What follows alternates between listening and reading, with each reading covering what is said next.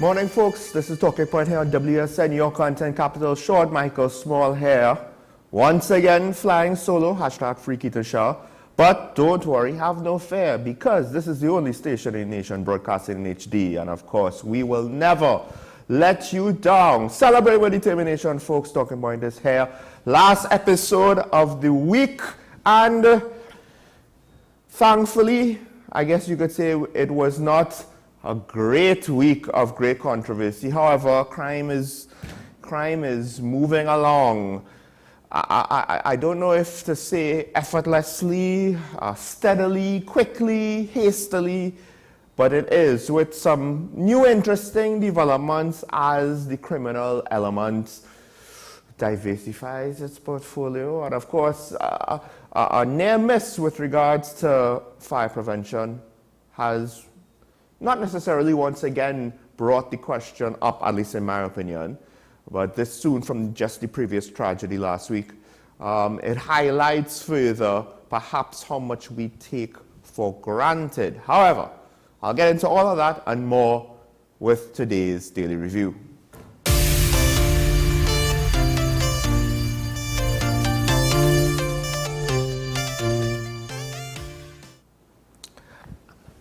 And I want to start off with one of the most important ongoing situations that we have, and that is with the Commissioner of Police. Now, I want to make it clear that not everything that involves the office of the Commissioner of Police is the Commissioner of Police's fault. A lot of it has to do with how she is being run, managed, overseen. And a lot of it has to do with the strange relationship that is how the Commissioner of Police is to relate to the government, is to some extent report to the government, is not hired by, to some extent, or fired by the government, but the government is part of the process. It leaves a very interesting situation. Now, the current Commissioner of Police was supposed to have been retired. Her term was extended, her contract was extended by a year. The way how that was done has apparently caused one UNC activist, Ravi Balgaman Maharaj.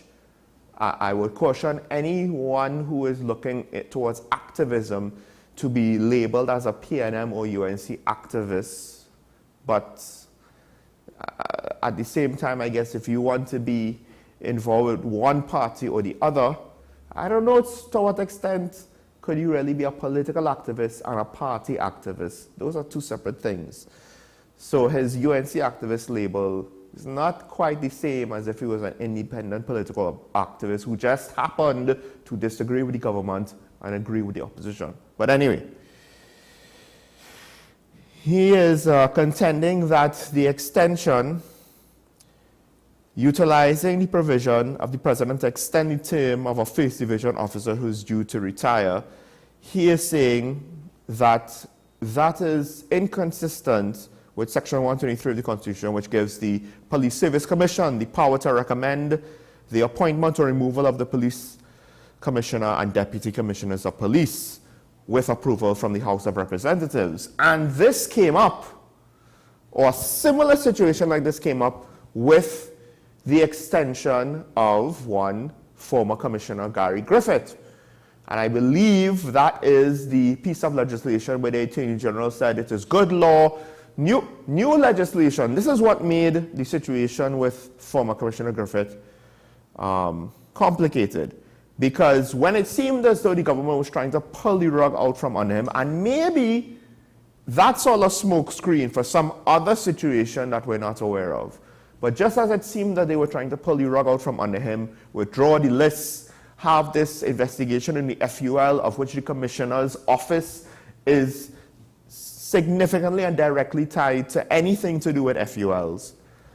Well, just before, it could have been weeks, could have been months, the Attorney General and government pushed forward legislation to amend the rules to allow then Commissioner Griffith to continue on as acting Commissioner Griffith.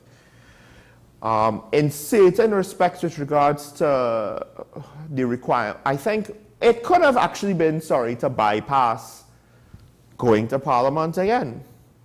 Can't remember exactly what the situation was. All I remember was the Attorney General said, this is good law, I wrote the law, it's good law. And then a judge said, no, it's not. And the Attorney General had to say, well, somebody else wrote that law, I didn't actually write that law. But the key point about it is we've had a situation with former Commissioner Griffith and any sort of extension, as that is to do with acting, as acting commissioner. So I don't know if this now an extension, is this a different angle to try to get the same thing? Technically she did not have 3 years.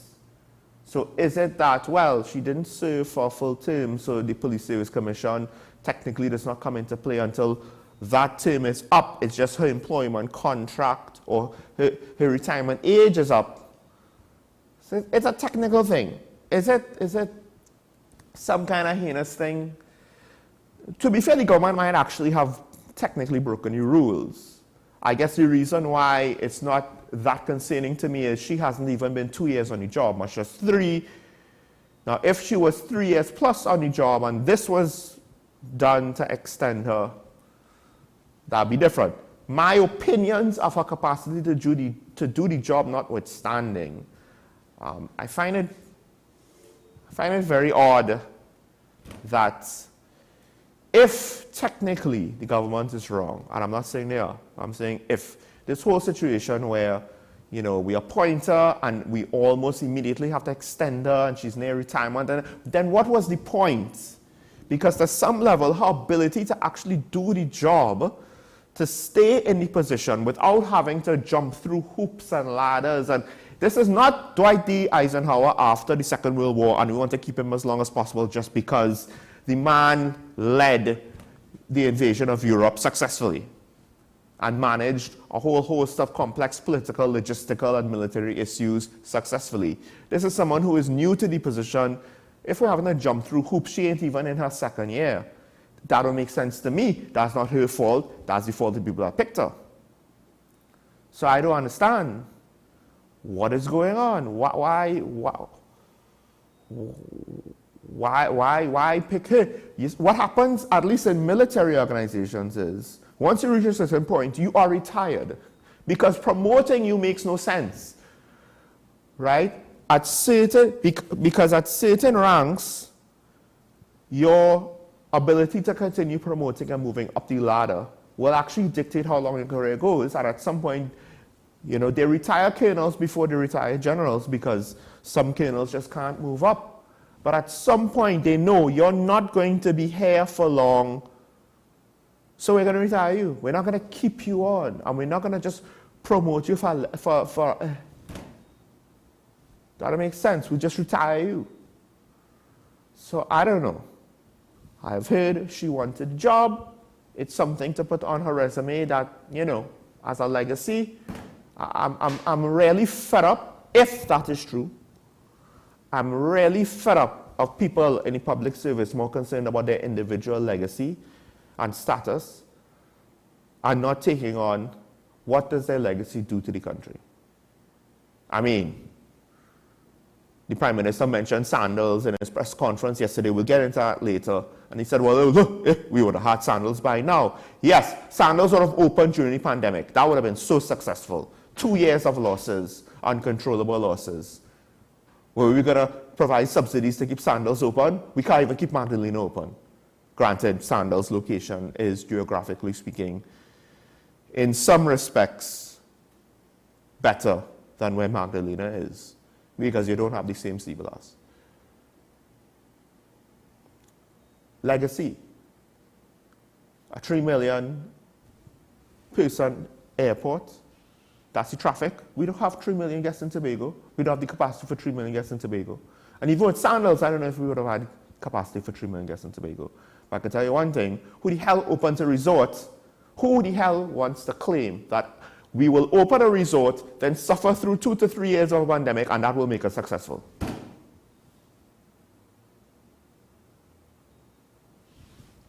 Yeah, yes, the tourism industry was successful after the pandemic. Don't you see it? All of the air travel that is back to pre-pandemic levels. And all of, I mean, Broadway is closing down because tourism is suffering, especially with this economy. So yes, sandals would have made a big difference. When you use hindsight, sandals somehow to the Prime Minister would have made a big difference. And that is exhibit 177,576,278.5 of why this government does not understand tourism. Next story before I run out of time. That's a tangent. As I mentioned before, well, the old courts, Sandals Old Court, which I believe is unoccupied, that had a fire. And we're experiencing a dry spell. And fire officers say low water pressure pose a challenge.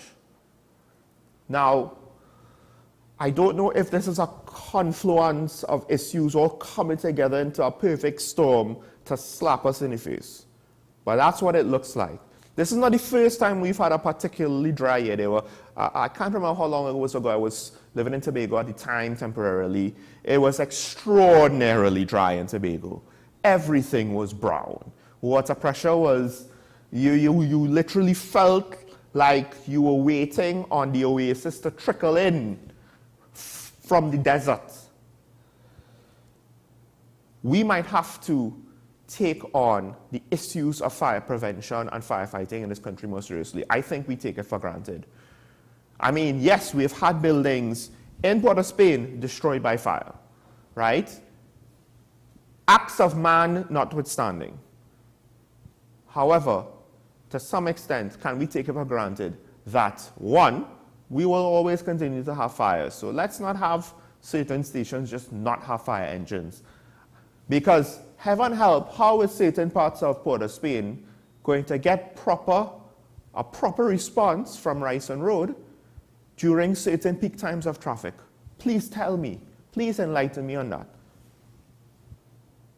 But then, of course, to what extent are we really understanding now the critical nature of our water supply, as well as the fact that, look, the chief fire officer, the fire association is saying that the amount of appliances that are coming in down the pipe is inadequate. Now, they just said that the 2 new tenders is inadequate. The minister alluded to more on the pipe. Is it that there were already plans for more coming on the way, or is it that when there was a public outcry, then somewhere the money was found for more to come on the way? All of these things matter because with regards to the upkeep of our fire engines and their availability, that comes down to potentially the maintenance of the people involved doing the work, the fire service itself. With regards to finances, that comes down to Cabinet's agenda and the Ministers of Finance balancing the budget. So one could argue the Minister of National Security, he could be lobbying Cabinet for certain things. How much of a priority does he lobby within Cabinet for greater budget for fire tenders? But my point is, dry weather, low water in taps. And as we continue to add more things, new restaurants, new communities, new development. Remember, WASA has to keep up with all of that. So it's not as though it's 40 years ago, we've had the same communities and development 40 years ago. Privately, I'm speaking about, not public sector development, not infrastructure development, just private development. And WASA just kind of sat on their thumbs and it's the same water network from 40 years ago. It's not exactly that. They had to keep up. Maybe this is why town and country planning and doing things in an organized manner would matter. Couple more stories I want to get into. First of all, there's a story in one of the daily newspapers about trash, rubbish being dumped at the side of the road, not being picked up, and piling up. Listen, they were asking for dumpsters, and yes, I think to some extent, I find it weird.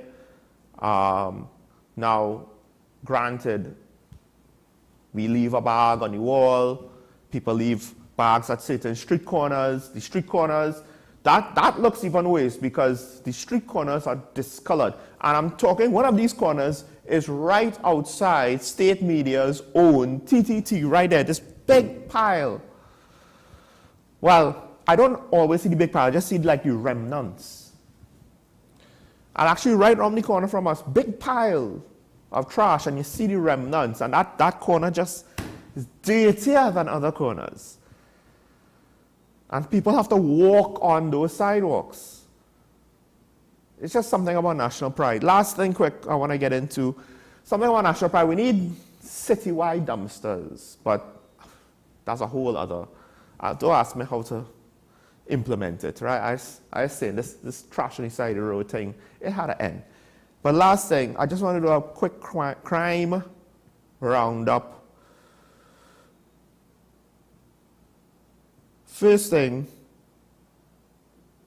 apparently, some bandits decided they were going to rob a bar, patrons at a bar. Two men decided they're going to rob that bar with a big stone. That ended just about as well as you can imagine. People did not care about the big stone because it's one big stone, if reports are correct, and people fought back. Patrons gathered around the bandits, allegedly, and started to beat them. They were both taken to hospital, one was declared dead. This is,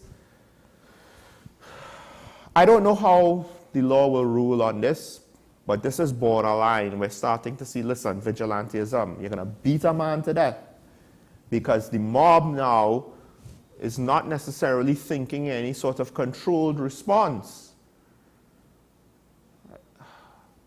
It's not as though he came with a gun threatening people's lives. They came with a stone. I mean, it's the dumbest attempted robbery I've heard of reported. And then finally, the ASP has been on our show to warn everybody more than once. This topic has come up several times. And now there's in the news a 27-year-old man was shot when he drove somewhere at 12 a.m. Thursday morning to buy a cell phone. This is completely the opposite of what the ASP tells people. Go to a police station to get it done. One would assume common sense would dictate if you're meeting people that you don't know, meet them at daylight. He goes at 12 a.m., drove on a road midnight to buy an iPhone 12 that he saw for sale on Facebook Marketplace. Men came at him with a gun. They shot at him. Luckily, he's been uninjured. What part of a 12 a.m. rendezvous to buy an iPhone sounded like a good idea? I have no idea. But folks, this is an extreme example. It seems obvious to most of us, but for those who don't think it's obvious to them, don't do it. Please. Because this guy almost got shot / killed. All right, I'm over time. Let's end things there. When we come back, hopefully we will have with us our usual Friday collaborator, the attorney at law and youth influencer herself. Stay tuned to Talk About on WES and your content capital.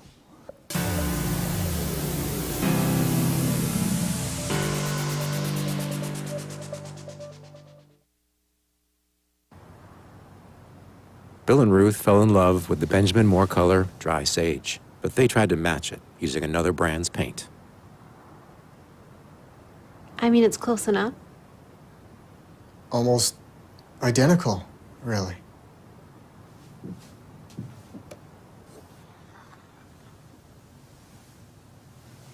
Yeah, there it is. Never trust another paint to be a Benjamin Moore color. Let the home store turn your house into a home you love. Get everything you need to give your home that special look and feel. We offer household items, lawn and garden, paint center, hardware, plumbing, lighting and electrical, toys and storage solutions. 5 convenient locations: 6th Avenue Barataria, The Falls at Westmore, Pennywise Plaza Shoguanas, C3 Center Branch and C3 San Fernando. Check out our Facebook page for more information and come visit us today. The Home Store. Turn your house into a home you love. You gave us the inspiration to be first.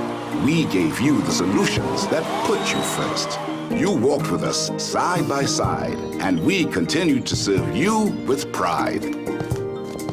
First Citizens celebrates with you 30 years of achieving dreams, shaping success stories, and painting brighter futures together. And together, we'll accomplish so much more. First Citizens, together, 30 and beyond. FanZone, your reliable, authentic supplier, has just gotten better. You can now visit our website www.fanzonett.com for your authentic wear and collectibles. The only place where you can use both your Visa debit and credit cards. Visit our website fanzonett.com to make your purchase today.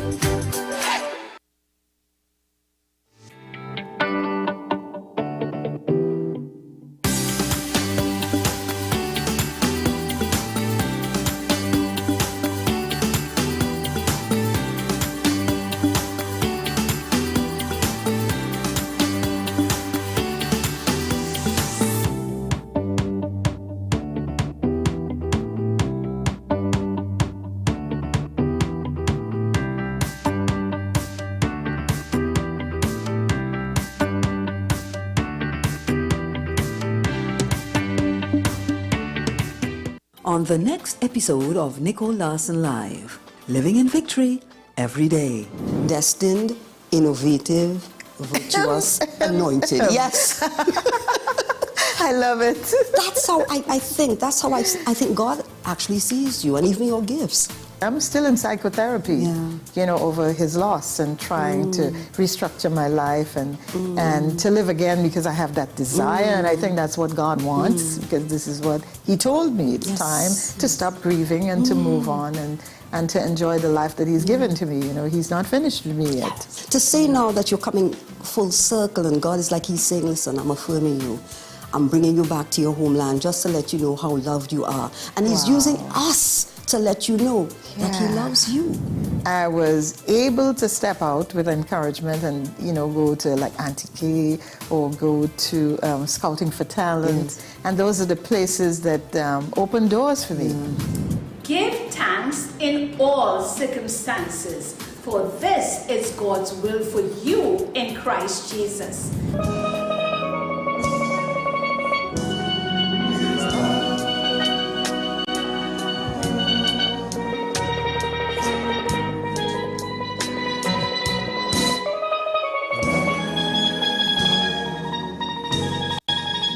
An encore of Nicole Larson Live, living in victory every day. Every Sunday at 8 p.m. and Wednesday at 4:30 p.m. on WESN.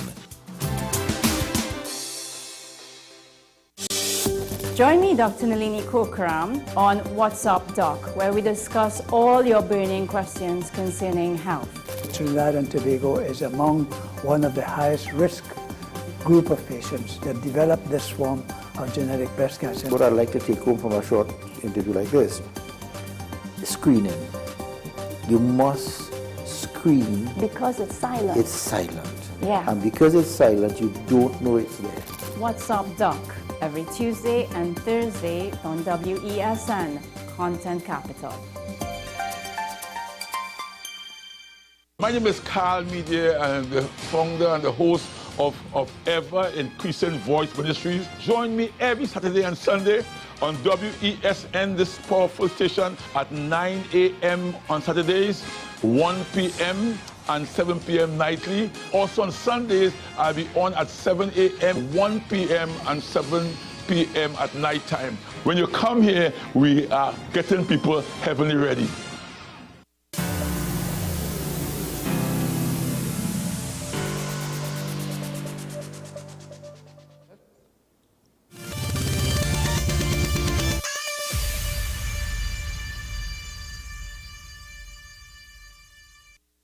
Things to you, maybe you might have one or two little things to say to me. Yes, Anthony. Good afternoon, Prime Minister. First question is, was there any card playing at the retreat? Oh, yes. Cards were played at 9 o'clock in the night. You must have been one of those. Reshuffling of the deck. Oh, yeah. Shuffle all the time, but you know, it doesn't matter. It's the same cards you have to use. You have aces, you have kings, you have jacks. And of course, you know, there are smaller cards that are very important. They're all trumps. From more direct, in light of the speculation of a potential cabinet reshuffle following the retreat, what would you tell the population about whether that is so or not so? Well, let me put it this way, right? I have noticed that our media has a way of taking its news from social media. So, social media mean anybody. So anybody could get up and announce a reshuffle. And the media comes running to me asking me, when is the reshuffle? I really don't like being moved by the arbitrariness of social media. I can tell you that I gave no signal to anyone that there'll be any reshuffle.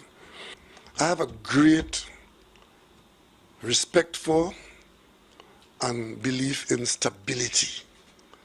So since I have been Prime Minister, one senior minister has acted as Prime Minister in my absence. What that does, it allows the government to not lose pace and to not lose course or lose track because the Prime Minister is not in the country.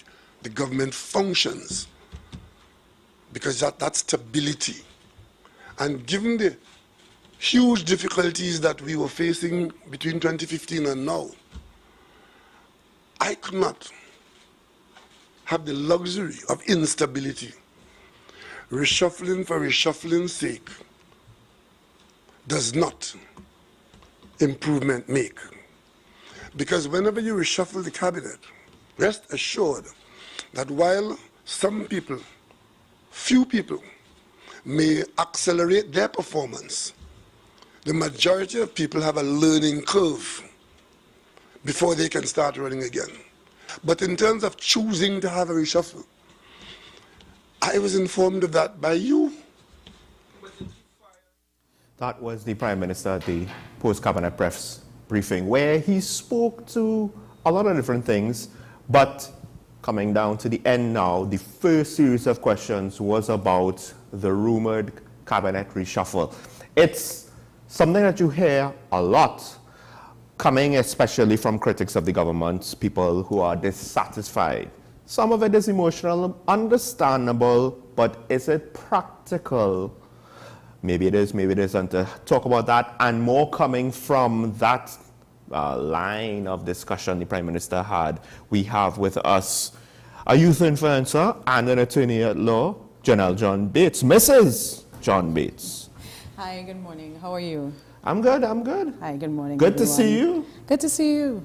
So, I mean, cabinet reshuffle, right? We've heard it with the Minister of Health during COVID. We've heard it. The Prime Minister said, well, the one that they asked to be replaced the most is me, right? And of course, with crime, now the Prime Minister is mainly the opposition party calling for him to be removed, with some people on the street. But with crime, it's a lot of people who are emotional about crime, who are upset about crime. They respond to the Minister of National Security with that emotion. But to some extent now, is it a practical emotion? Right. So the Prime Minister sort of grounded his opposition to reshuffling in the fact that he doesn't see it as something that would lend itself towards stability. And I take his point because, as he said, when someone is put into a new role, and this doesn't only apply to a new ministerial portfolio, a new role anyway, there is a learning curve. It takes you all a while. I would submit that it takes up to a year to fully understand a new function.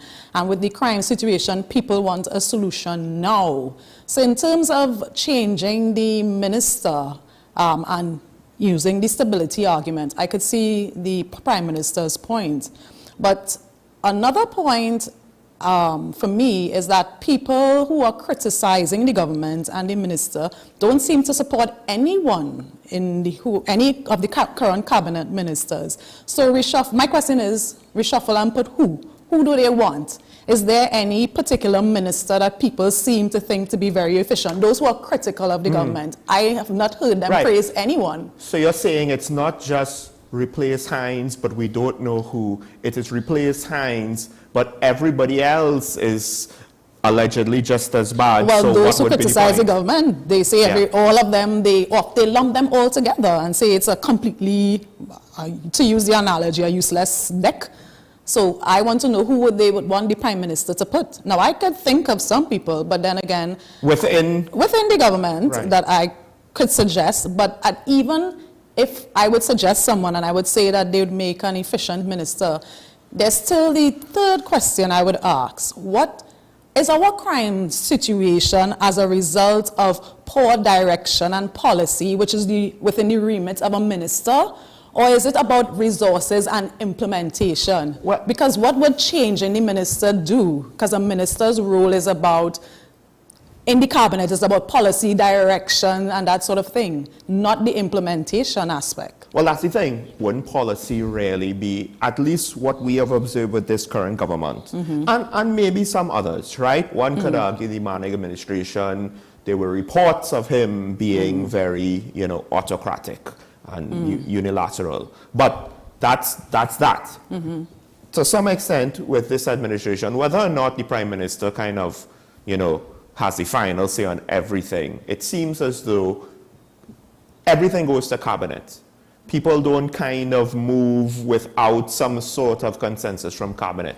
And of course, those who are senior might have the final say. Well, that makes sense to me, that you would go that it would be a cabinet decision, because everybody's decision affects the whole functioning of the government, because we should all have one vision. So to me, it makes sense. Right, so to put policy all on the minister himself, because I've said this for the Minister of Education and other ministers, it's like, you can't just put it all, the responsibility on policy, on the minister. Or the particular line minister. Yes, they can't make it totally unilaterally. Well, fine. So that still doesn't negate my question. So policy, is it a policy issue, which means it's a cabinet or minister issue, or is it a resource and execution issue, which makes it a policing issue? So no matter what the minister, whoever the minister is, or what they direct, it's up to the police commissioner and her entire team, going down from top to the most junior police officer, to actually carry out their functions efficiently. Well, I think there's three issues. There is the policy issue.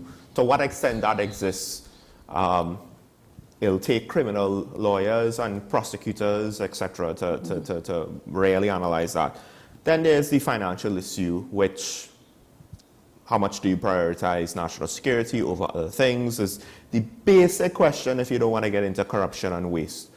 But then the last thing I would argue is communication and leadership. Just, okay, you have a plan, how do you communicate it to the public so that they don't misunderstand, get upset, conspiracy theories don't run wild. For better or worse, Gary, I think, is not a perfect example. It might not even necessarily be a direct example of this, but he kind of did this, you might call it. In which of his roles we're speaking of? As commissioner, how he communicated gave people confidence. Right, so then that's the commissioner, which again has nothing to do with the minister and shuffling the minister. The minister could also, that's what, as a elected official / line minister, that's only a few things he can do directly to affect crime, to help with the communication. Granted, you still need the commissioner to do their part, and that's a whole other kettle of fish.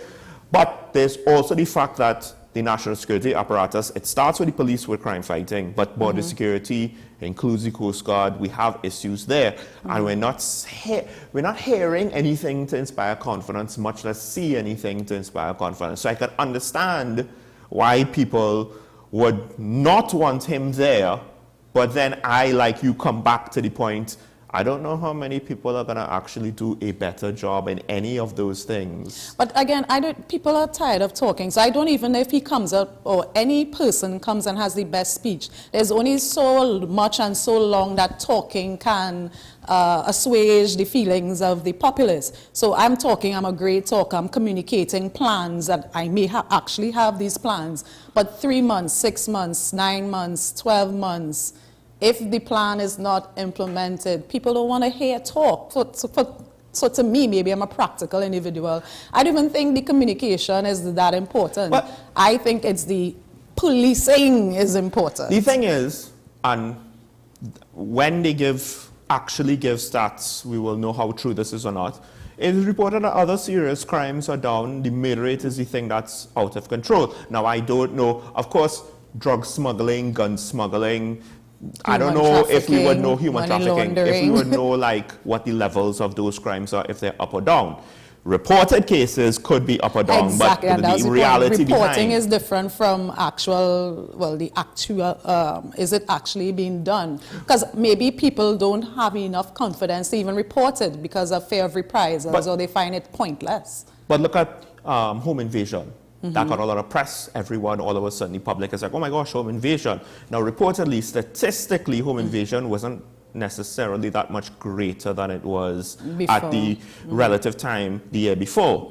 So on some level, communication to manage expectations could help with that, because people are panicking, right? But also it's encouraging criminals, hey, this home invasion thing is working, let's do it.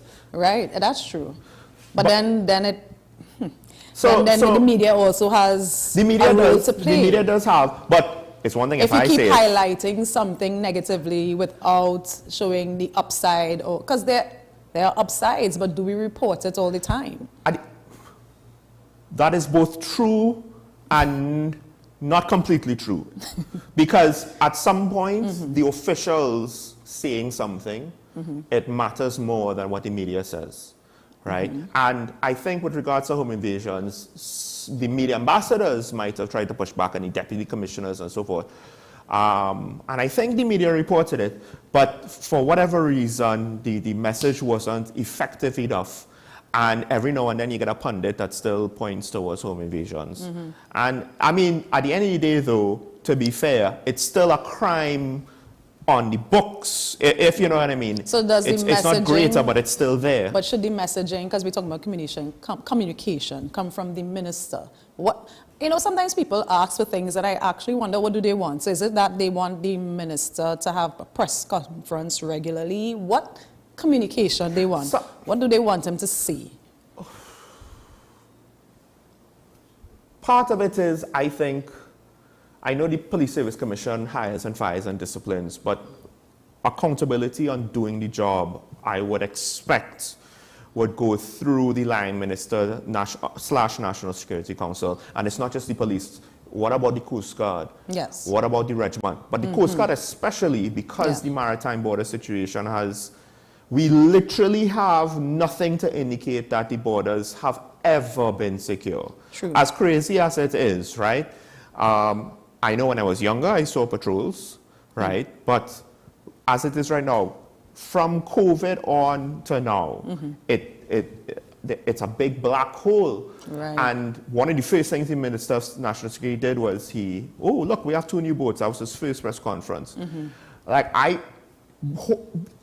speak to us about what's going on with the various overall. What's the overall picture? Let the police handle their specifics, but you talk us about the overall. It's true. So maybe it's a question of leadership as well.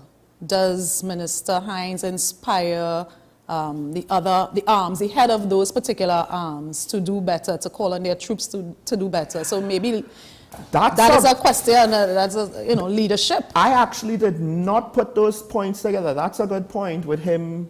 I mean, to what extent do they even look towards the minister? Yeah. I think Stuart Young was not popular in certain branches of the National Security Ministry. Really? Well, that's interesting, because he would have been my choice for minister. He seems to be an all-rounder, if we to use that cricketing but terminology. the problem is then who goes into energy? So then that's the question. The whole reshuffling thing, as I said, I would like to know from the public who they would choose if they wanted the Prime Minister to reshuffle. What would you say, theoretically, because this is how he replaced the AG? You get somebody outside. That means you have to sack a senator, right? Which one do you sack? And you bring in somebody from the outside just to take this post. And I think it might also be, there's a part of me that wonders if Reginald Amor has buyer's remorse. This job, from what I understand, Stuart Young did not want to do this job anymore. Nobody wanted to do this job. In their right mind wants to be the Minister of National Security. The one good thing about Fitzgerald Hines is the fact that he was willing to do this job. People don't underestimate that, because that's the best we got right now. I want to know if people ask themselves honestly, if they were given this role of Minister of National Security, would they want it, and how quickly they think they could arrest crime? I will bet you money, everybody that has been in Parliament, especially recently, will say no. And everybody that has never been in Parliament will feel they can will do better. feel they could do There's it. only one person, I don't want to call his name actually, who from the outside, who to me speaks enough about national security issues that I would think maybe can handle the portfolio from the outside. One of the analysts, commentators, like a technical expert? I think he actually used to be in the regiment. In the regiment or the Coast Guard? Yes. Okay, we're thinking of two different people then. Probably. So there's possibly two. There's possibly not just one. Not just one. Now, but that's because I see him in the media writing articles, speaking on the radio, and you know, giving his opinion on national security issues. So that's why his name comes to mind. If he's just a good talker and not a good doer, I don't know. I will always say, Gary had his successes. He was in the media before he got the job. He lobbied for the job. Maybe if they... Which one? I keep asking you which one. Commissioner. Gary in which of Commissioner. But we're talking about being a minister. Well, hold on. But this is national security leadership, because I think the two roles with regards to leadership and communication are fairly similar. And my point is, maybe if they successfully kept him on, and he was the commissioner now, we would pong on him now. Oh, where's all your big talk now, Gary? Where's all your big talk now, Gary? But the point is, that experience of the person you have in mind, of being in the media, of talking about the issues, that is valuable, because a job at that level requires those skills. And we saw somebody with those skills, and even his successor also had to some extent those skills, and it was perception-wise a lot better than what we have now. Well, I would beg to disagree. I would beg to disagree. I would. Okay. With regards to the commissioner, you would with beg? regards to Gary Griffith. No. Oh, well, hold on. In any of those roles. This is. And that is my opinion. He has things over his head, which is why I'm not going to recommend him for any position. But the example is what I'm pointing out, where the communication worked. Did it work? And again, I would beg to disagree, because I saw some very distasteful communication. When he was commissioner? I don't even know, just generally. Well, yes. The numerous Facebook fights, but I don't want to speak specifically all about I will that. say was this: while he sat in that chair, somehow it could have been his head of PR, but his communication was a lot more controlled than just after he was removed and sometime before, when he was holding other public office positions.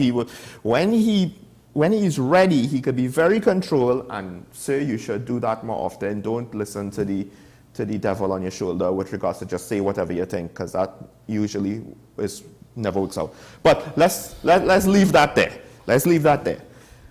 One of the things that came up, and I wanted to ask you about this because I spoke about it yesterday, and I am not a lawyer, obviously not a judge. One of the things that came up when they were talking about cabinet reshuffle, the Prime Minister made the defense that, look, I don't just reshuffle for reshuffle's sake. I had a minister that unfortunately passed away, Franklin Khan, God rest his soul. Franklin Khan passed away, and Marlene MacDonald. I have another minister who, through, this is what the Prime Minister said, actions from a previous administration with evidence now being unearthed, has been arrested. Yes. So he didn't necessarily proactively mention Darrell Smith. No. Then somebody else mentioned Darrell Smith. He said, well, look, I sacked him because he interfered with, I believe, a permanent secretary doing their job. Yes, interfered improperly in the public service. That's the term So that he used. he is distancing himself away from any accusations of sexual assault or anything like that. That has always been his stance, though. Right. Since when he first revealed why he sacked, I don't really like that word. Fired. Daryl fired, removed Daryl Smith from his ministerial portfolio. He gave his reason for doing so actually in 2020, almost 2 years after he actually removed him. Right. And he did say at that point it was because of his interference in the public service. So he didn't say anything new yesterday as it relates to his reasons for removing Daryl Smith. But the actual story that came up early in the day with regards to the Freedom of Information Act. Sure. Because to me now, you're a lawyer, that's your perspective. To me now, as someone in the media and a communicator, I'm like 2 years after you're kind of giving us the little smoke screen, like, yeah, this is what it was. I know nothing about that. Well, he said this in 2020, yeah? The Prime Minister said his reason in 2020. Okay, right. So he wants to stay away from all the other stuff. All right, cool. I mean, and I understand that. That's what politicians do, especially if you want to bring him back in some capacity, in some ambassadorship or whatever. Perception is king. But my point is, it caused a UNC activist, a UNC activist? Well, or a social activist? Yes, Devant had actually written to the ministry, according to the newspaper reporting from the judgment. He actually wrote to the ministry in like 6 months after Daryl was removed, so like somewhere in probably November 2018 or something like that. And the ministry requesting an FOIA requesting, I think it was the report from the three individuals who would have been assigned to give a report on this whole issue with Mr. Smith. And the ministry responded to him months after, or however long after, indicating that they would rely on the exemption clause in the FOIA Act, one of the exemption clause, to deny him the request. So, of course, he then took them to court. Right, and the judge had a ruling that at the time confuffled me. After speaking to you, I understand my confufflement was, while understandable, not necessarily necessary. Okay. Because I was just so confused at how a judge is basically going to say, okay, government, you're kind of on shaky ground here, so please reconsider your stance. I would have thought a judge would tend to be more affirmative in things like this, a Freedom of Information Act. This is not like a divorce proceedings and you're like, hey, try and work it out. You know, give it 6 more months. You know, it's like, I don't know if Devant Maraj wants to try to work it out for 6 more months to see if the marriage will work. I think he wants the information now. All right, well, okay, so and the FOIA Act, as you would know, really is a piece of legislation that is really powerful, allows a citizen to request documents from a public authority, right? But the public authority also, there are exemptions or exceptions in the Act where the public authority can say, no, I'm not going to give you these documents for particular reasons. And the reason relied on by that particular ministry was the documents containing material obtained in confidence. So they relied on Section 32. So other exceptions or exemptions include cabinet documents, defense and security documents, international relations documents, internal working documents. So I'm not going to go through the whole list, but there's a list. But even though a document can, or a ministry can rely on one of those exceptions or exemptions, there's still a clause 35, which says that you should consider whether you should disclose an exempt document in the public interest. So even though on the face of it is exempt, there are still some other considerations that you have to make. So my understanding of the ruling, reading the newspaper, I tried to find the ruling, it's not on the judiciary website. So based on what they have reported, the judge as saying, what she actually ruled is that they did not, if they did weigh the Section 35 disclosure of exemptions clause, they did not communicate that to Mr. Maraj, right? So she ruled that their decision to not disclose it, I guess she agreed with the claimant that they should not have done that. But in a situation like that, a court actually has two options. If they agree with the claimant, which is Mr. Maraj in this situation, the two options are either remitting the matter back to the authority for them to reconsider, so that they have to go through the Section 35 clause and then weigh it up and then communicate that to the person requesting the information. Or if the court has enough information based, I guess, on the pleadings or what the parties would have said, they could actually substitute their own decision. I guess in this situation, she said it, well, according to newspaper, that she believed that the ministry was better placed. She said it here.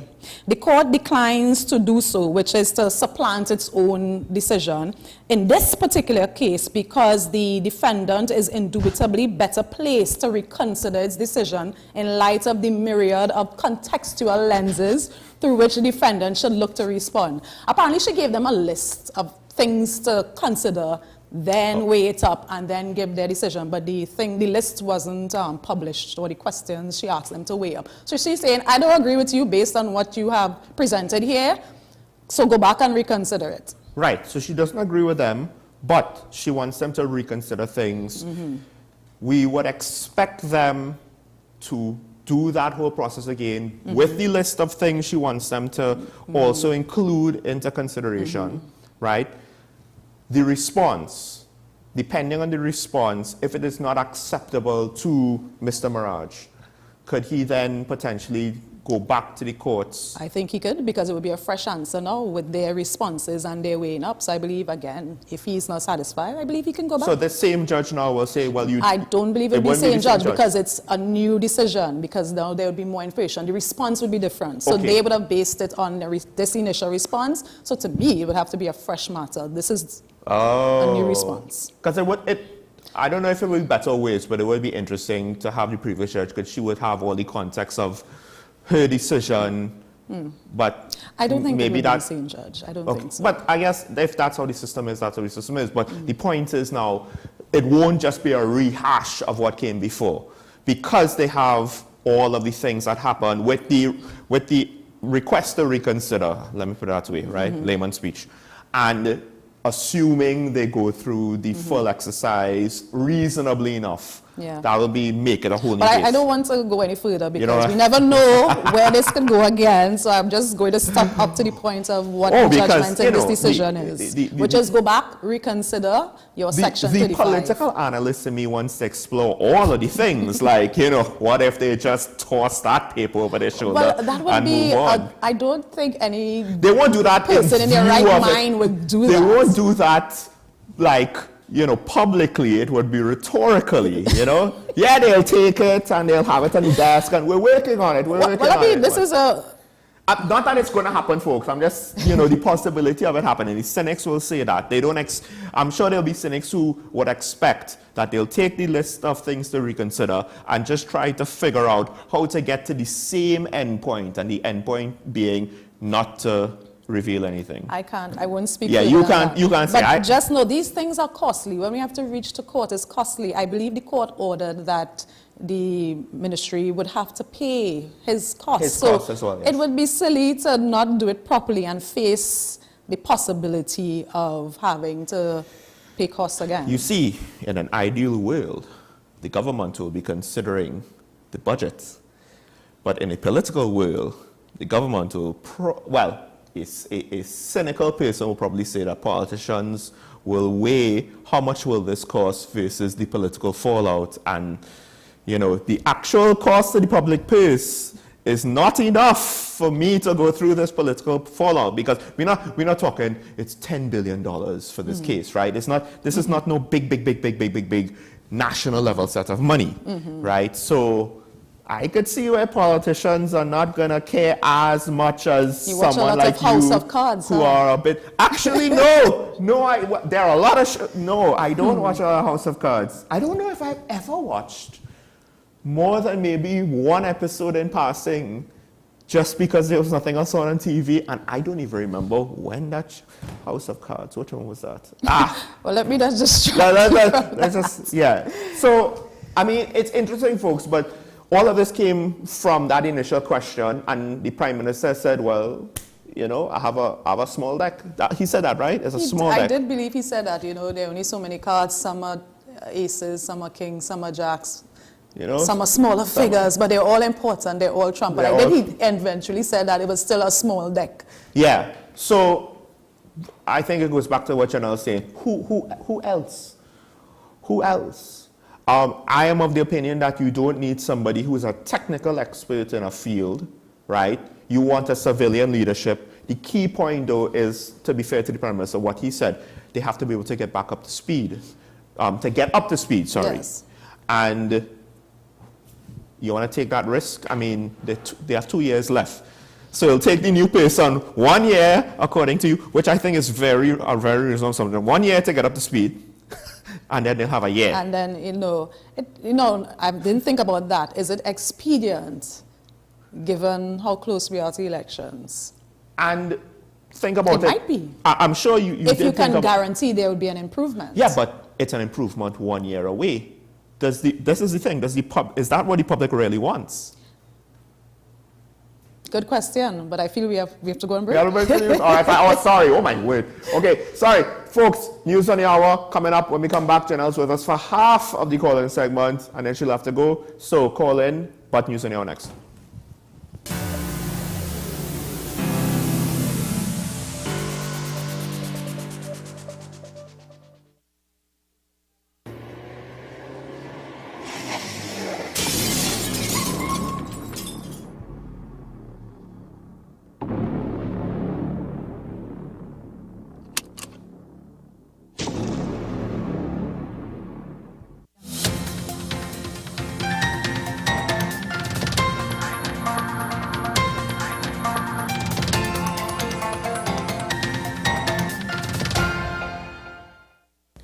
Here is the WESN News on the Hour. I'm Sira Ali. Thanks for joining us. Here are the headlines. TASA not made in TNT, despite calls from the opposition leader to give it national instrument status. Bandit knocked down by car, beaten by patrons after failed Aruka bar robbery. Close call as a man escapes gunfire during late-night iPhone purchase. Now for the details. Despite opposition leader Kamla Prasad Bisasa's call for the TASA to be granted the status of a national instrument, one TASA group leader asserts that this percussion instrument is not of local origin and rightfully belongs to India. During the ceremonial opening of the 4th session of the 12th Parliament, President Christine Kangaloo advocated for the official recognition of the steel pan as Trinidad and Tobago's national instrument. In response, Prasad Bisasa expressed agreement with the idea while suggesting that TASA should also be considered for this honor. However, on Wednesday, Lenny Kumar, a Hummingbird Gold recipient and the founder of NGC Trinidad and Tobago Sweet TASA Group, lent his support to designating the steel pan as the official national instrument. Kumar, however, remained undecided about whether TASA should share the same recognition. A suspected robber met a fatal end in Aruka during the early hours of Thursday morning. According to sources, the incident unfolded at New Luna Bar in Aruka at around 1:45 a.m. when two individuals, one of whom was brandishing a sizable stone, entered the establishment and began intimidating both patrons and staff. The bandit wielding the stone targeted a woman, attempted to rob her. However, the courageous woman, with the support of her common-law husband, put up a spirited resistance against the assailant. In an attempt to escape, both robbers fled onto the eastern main route, but their plans took a tragic turn when one of them was struck by a passing Nissan Almera. The vehicle executed a U-turn and collided with the bandit for a second time. Meanwhile, the patrons from the bar, incensed by the failed robbery, took matters into their own hands, assaulting the unconscious bandit and his accomplice. Eventually, law enforcement was summoned, and they promptly transported the injured man to the hospital. The bandit, who had been struck and beaten, identified as Clinton Changa, succumbed to his injuries and was pronounced dead by Dr. Singh at hospital. The second robber, a 35-year-old Aruka resident, received medical attention for minor cuts and bruises. The North Central Division Police are actively conducting further investigations into this dramatic incident. A 27-year-old Marabella resident narrowly escaped a life-threatening situation while on a quest to purchase an iPhone 12 smartphone in the early hours of Thursday morning. According to news source, the man embarked on this endeavor by heading to Pinto Road, Arima, in search of a good deal. Arriving at Motley Trees, Pinto Road, around midnight, the man's initial excitement quickly turned into suspicion when he found the street devoid of any sign of the seller. As he attempted to reverse his vehicle and depart from the area, a troubling sight greeted him. 3 individuals were approaching his car, one of them armed with a firearm. In a desperate bid to escape imminent danger, the man accelerated away from the scene, narrowly avoiding injury as the armed assailant discharged multiple gunshots, striking the car's windshield and rear window. Subsequently, a formal report was filed, prompting police officers from the Arima CID to initiate an ongoing investigation into the incident. Well, that's news to the hour on WESN. I'm Sarah Ali. Thanks for watching.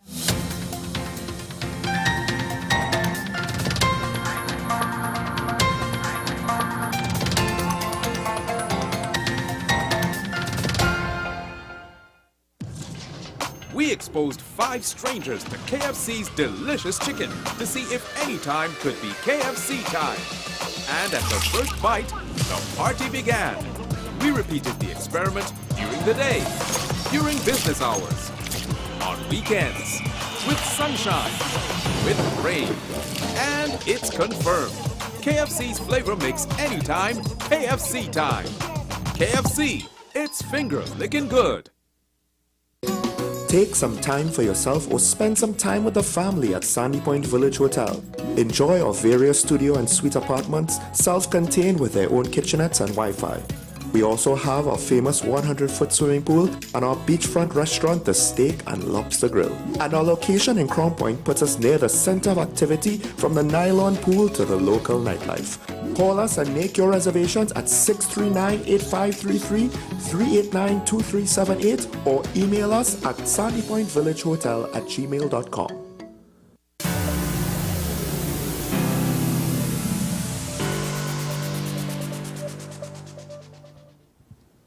All right, folks, of course, it's the last chance. We open up the phone lines. Janelle is here for half the segment. So if you have a question for her legal mind, don't waste your time.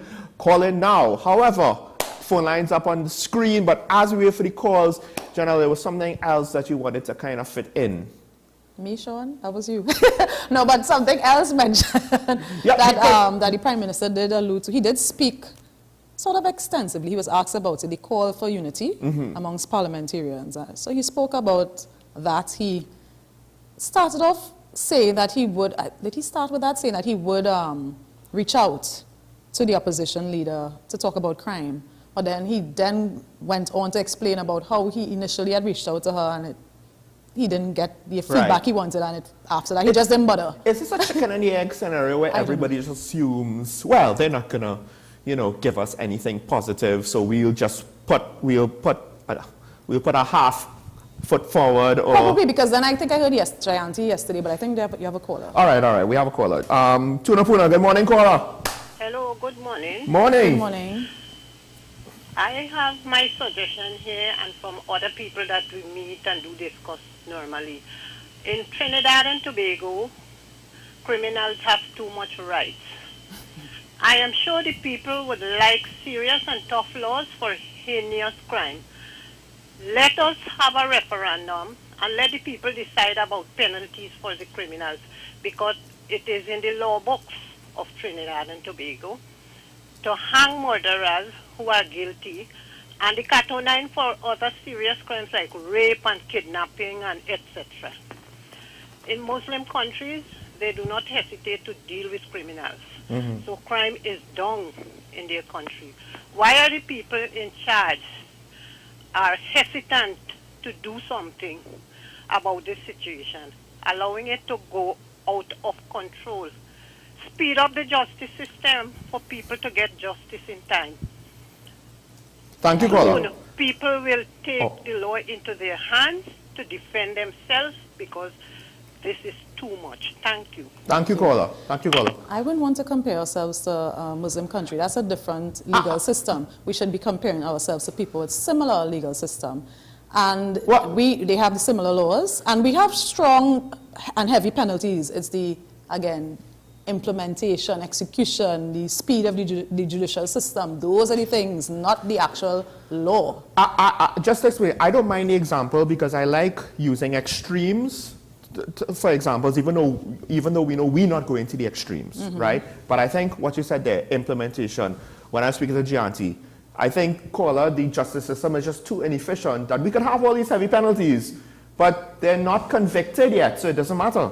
Right. Or they'll never be convicted. Right. Or we'll get the wrong person convicted because we took away bail and the pre-trial process took 8 years. So we didn't even get the wrong person convicted. He's just in jail for 8 years and he can't get his innocence declared because the trial hasn't happened yet. More on that, but first we have a caller from Cuba. Good morning, caller. Morning, darling. Morning to you both. I want to make an interjection concerning Darrell Smith. Okay. Dr. Rowley fired Darrell Smith because he took some people, I don't know who were the people, can't recall who was the people, but he took them to Tobago to view something at a very expensive cost to the government. And that is why Dr. Rowley moved Darrell Smith. The other thing with he and the girl and whatever is the bacchanal and the permanent secretary, that is something different to what he got rid of him for. Get your story and your facts straight.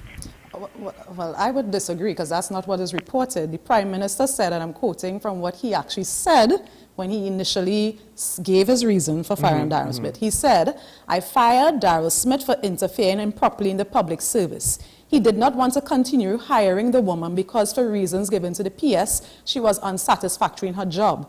The PS would have been told that and the PS prepared a dismissal letter. And then it goes on to basically explain that Darrell then asked the PS to remove the reason, which then resulted in the woman going to industrial court and da-da-da-da. So it wasn't about Darrell taking someone. That is not the reason he gave. Now, whatever reason may be, that is not the reason given. The reason given is in relation to the dismissal of how the lady was dismissed. So caller, and his interference in that. I just want to state, behind closed doors, there could be different reasons. And the situation with the woman could also indirectly or directly be unofficially all part of this scenario, right? Or with the travel or whatever, could unofficially be all part of this scenario. But what General is saying is what she said was, this was what was the reported reason. This is what he said on the platform. Is what he said. Yes. Is what he said. Whether we want to believe him or not, that's all up for us individually. We have a caller from San Fernando. Dabby. Sorry, caller. Dabby, you're on the air. Good morning. Hi, morning. I don't know what was the confusion in the back because I've been trying to speak for quite a while. And anyhow, I'm on now.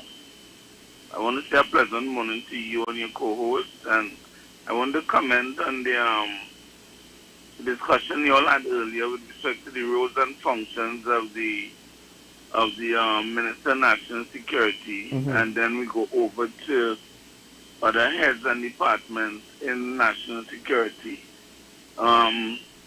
Your co-host clearly outlined that the Minister of National Security is responsible for policies and maybe one or two programs. And when we look at what is happening with the crime situation, it strictly goes down to the operational aspects of police and the other arms of national security. So if we are looking at judging Mr. Hines or the governance of national security is that we have to look at other points to see, and I think more than likely it will be the lack of the right resources and the capacity to actually do the job, starting from the Commissioner of Police, go straight down to the other Coast Guard regiments per se. Wonderful program. You'll have a nice day. locked on and listening. Thank you, caller. Thank you. Well, I don't know if you have any response to that. No, I don't have any response. We can go to the caller from. We could go to Isha? Yeah. Okay, that's fine. so General has to leave us shortly, but this is the last call before the break. So caller from Tunapuna. Good morning, caller. Thank you very much for accepting my call. I'm very fortunate to have the last day before the nice lady there respond to my question. Why it is, or I should say, regardless of what request has been made by the President of Trinidad and Tobago to have parliamentarians come together, I believe that wouldn't serve no purpose. Why it is that whenever PNM is in power, crime escalates. And I don't want to hear, we'll ask the question, where's the evidence? Because I have evidence. Why it is, whenever PNM is in government, crime escalates. That's an interesting question. Oh. And I have the data. Well, I have it. Okay. That's an interesting observation. Thank you, caller. I'm not sure if I agree with that. Well, I mean, to be honest, the PNM has been in power the most. Well, true. So yeah. Statistically, or by ratio, it might be so. To me, crime has been going up for the last how many years? 15 years? Well, but my thing is the murder rate has been increasing steadily year after year, That's regardless what I'm saying. of who's in power. So I don't have the statistics in front of me, but to me, the curve has just been going up for the last however long, 15. I can't say there's been a dip, except there was a dip during COVID, but that is during PNM. There was a dip when there was the state of emergency. Yes. And that was under the UNC government. So those two things, but I don't know generally. The flip side is we had a state of emergency for crime that was months long under the UNC so that's government. why there was a dip, nothing to do with...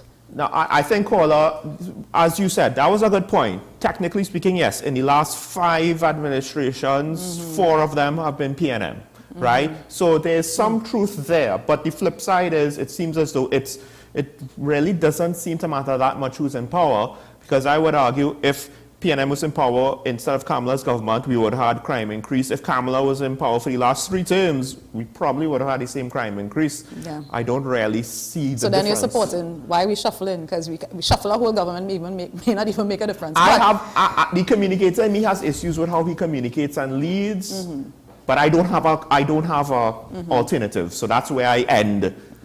But folks, Jenna has to leave us. We will be back. I could take maybe a couple more calls before we have to close out the show. So stay with us if you want to call in. But good lady, thank you very much. Thank you so much for having me, and enjoy your weekend. Happy Friday to all the viewers. Okay, folks, we'll be right back after this.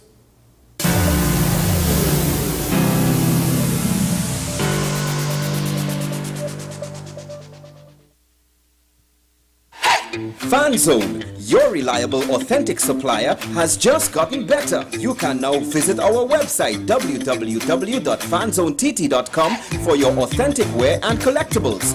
The only place where you can use both your Visa debit and credit cards. Visit our website fanzonett.com to make your purchase today. Let the home store turn your house into a home you love. Get everything you need to give your home that special look and feel. We offer household items, lawn and garden, paint center, hardware, plumbing, lighting and electrical, toys and storage solutions. 5 convenient locations: 6th Avenue Barataria, The Falls at Westmore, Pennywise Plaza Shoguanas, C3 Center Branch and C3 San Fernando. Check out our Facebook page for more information and come visit us today. The Home Store. Turn your house into a home you love. You gave us the inspiration to be first. We gave you the solutions that put you first. You walked with us side by side, and we continued to serve you with pride. First Citizens celebrates with you 30 years of achieving dreams, shaping success stories, and painting brighter futures together. And together, we'll accomplish so much more. First Citizens, together, 30 and beyond. From Maracas Bay to Arafita Avenue and Piaco, Richard's Bake and Shark brings the world's most popular fish sandwich closer to you. Open daily at all our locations. If these walls could talk, they'd cry uncle. They didn't plan to become offices or yoga studios. But they've stood by us, even when we got a little stir-crazy. For that, they deserve some thanks. They deserve Benjamin Moore.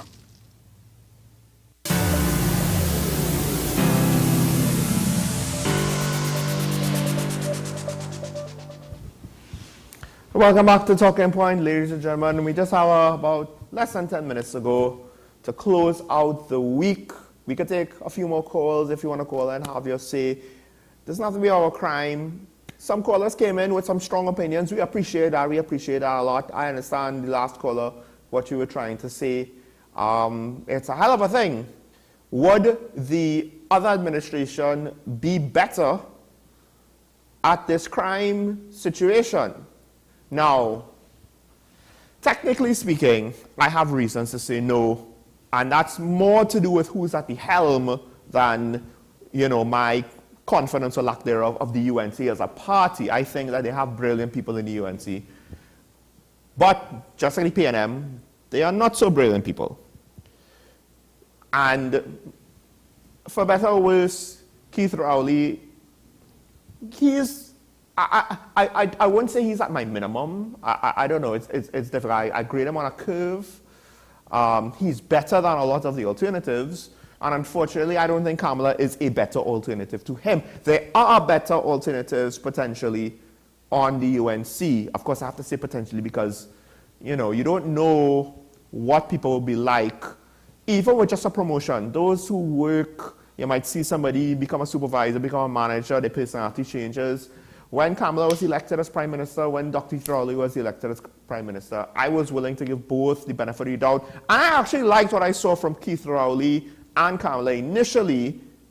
And then in different ways, there were disappointments. And we are where we are now. San Fernando is on the line with us. Good morning, San Fernando. Good morning, Sean. Morning. There is a starting point. I would like to go back to the Prime Minister's press conference yesterday. Sure. And the Prime Minister said something which I think we need to look at as a starting point to try and solve some of these issues. Prime Minister said, and I'll add something to what he said as well. The Prime Minister said that Trinidad and Tobago is a violent society. That came from the mouth of the Prime Minister. Yeah. I would have to add to that, in my opinion, it is also a very corrupt society. And those two issues are where our problems lie. And if you look at the Ministry of National Security and all the criticism Fitzgerald Hines comes in for, it really starts, you have to look at, as Davide said, the other arms, the operational arms of national security, the corruption in the police service, allegedly. Not just the police. The Coast Guard, the Customs, the Army, those are the areas where we need to focus on. If we need to fix these issues of crime and guns and those things, those are where the thing needs to start to fix. So I would like to say to the Prime Minister, you have a good point there, you know. It's a violent society. Start to fix it, because he comes across and he speaks nicely and he's very eloquent and very articulate. Fine, we need to start to fix this. Let's start from that angle. And Sean, please ask Janelle to answer my question on opinion on Judge Alone trials, please. Have a good weekend. Call her, you could have called. She was here. She was like, oh Lord. See, folks, you're going to get through. Phone calls are busy. But I'm sorry. I don't know when, I don't think she'll be here next week, but she should be here at the minimum the week after, and hopefully I remember. And I probably won't, so caller, you'll probably just after 2 weeks from now, put it on your calendar. I will try to remember. I don't know if I will, but we have a caller from Chaguanas. Good morning, caller. Good morning. Well, I don't understand the Prime Minister on this Darrell Smith matter. The matter was handled by his ministry. If you're going to appoint somebody, don't you do any investigations? It was all over the news. Everybody knew that this happened. And he didn't see it fit to get the report and see what it is. And really, you expect me to vote for them kind of people? Any questions? No, Professor, that's a good way of putting it. Thank you for that. Yeah, Professor has a point. Professor has a point. The Prime Minister could say this is your reason. And I guess, listen, what we know to be true might not completely 100% accurately be true, but there's something there probably. Probably. And the Prime Minister is trying to avoid that. And yes, the public will see through that, will see through the ducking, right? So, Professor, you're right. You're right. It does not help perception of being held accountable and corrupt and anti-corruption. It doesn't help the government's perception on those scores. It makes them look, you know, whether more corrupt or just cheaper or more. Yeah. And the sad part is it doesn't even have to be that he's, you know, actually anything bad is going on, except the avoidance issue. But the avoidance makes you look bad. And that's why I always say transparency works for you. I like, thank you, Sanfana, going back to the point where the Prime Minister said we are a violent society. And I think a lot of people, especially his critics, will want to say, how could he say that? Look, he's saying that nonsense again. You see that horse manure. But the fact of the matter is, for better or worse, it's anecdotal, but he has a perfect example of what the criminal justice system, the limits of it. If two women who are known to each other, who are family members, have a personal dispute over a personal loan, and one decides to start a fight and it results with the other one reaching for an 8-inch compass, I don't know how long the needle is or whatever, and it leads to the death of the instigator of the fight, what are the police supposed to do about that? It does, I mean, we're not talking about something that skirts the law here. We're not talking about some premeditated murder for grandma's inheritance. They got into a fight. One got so mad she used something that I guess you could say it's like trying to kill someone with a baby fork or something, you know, or with a pin needle or something. You know, I'm pretty sure that the perpetrator did not expect her weapon to be that lethal. Maybe maim, scar, whatever, but not that lethal. Maybe I'm wrong. Maybe she was an expert assassin with a compass. How is the police going to interject there? That sort of situation, no concern about the consequences are going to stop you because, like I said, I very much doubt she thought death was on the table for the target of her aggression. And there are a lot of cases and instances like this that we might not talk about. And I lamented the fact that why did she even reach for a weapon for? And like it's bad enough if you're a society that likes to use your fist to settle disputes. But then now there's something to be said about having the wherewithal to say, listen, if this is how we're going to do it, we're going to do it. But we're not going to go so crazy as to now bring in broken bottles and pieces of metal and guns and escalate the situation. So we're a violent society and we have to understand that, and we are a corrupt society. And we call for the Minister of National Security and the Prime Minister and the some people might say the Commissioner of Police. What about the head of the Defense Force? The head of the Coast Guard? They have functions to play too. What about the head of Customs? Functions in this too. Like I said, the excuse of the borders not being the big hole is to say that Customs and the ports of entry, the legal ports, are the big holes. All right, so who's in charge of all of these things? Let's hold them to account too. I guess the reason why you stop at the Minister of National Security is we don't hear about them. The government does not say whose fault it is underneath them. That's usually what happens when a superior wants to shield their subordinates. Fine, at that point you fall on your sword. So if the government wants to fall on their sword for the subordinates, fine, that's cool. But then Heinz has to fall, or the Prime Minister has to fall. That's how it works. If you don't actually want that, hold the people under you to account. And that's all I'm going to say about that. Folks, I want to thank all the callers. Once again, thanks to General John Baines for joining me to have the conversations, to help advance the level of discussion. That's all that we're trying to do. And, you know, if we do our job well, you might not need us. But until then, we'll be sticking around, probably for a long time, for good or ill.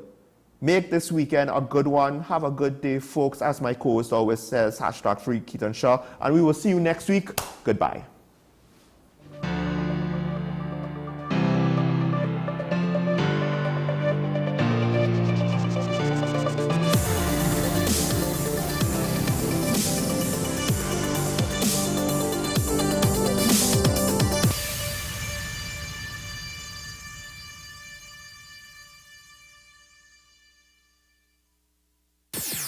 WESN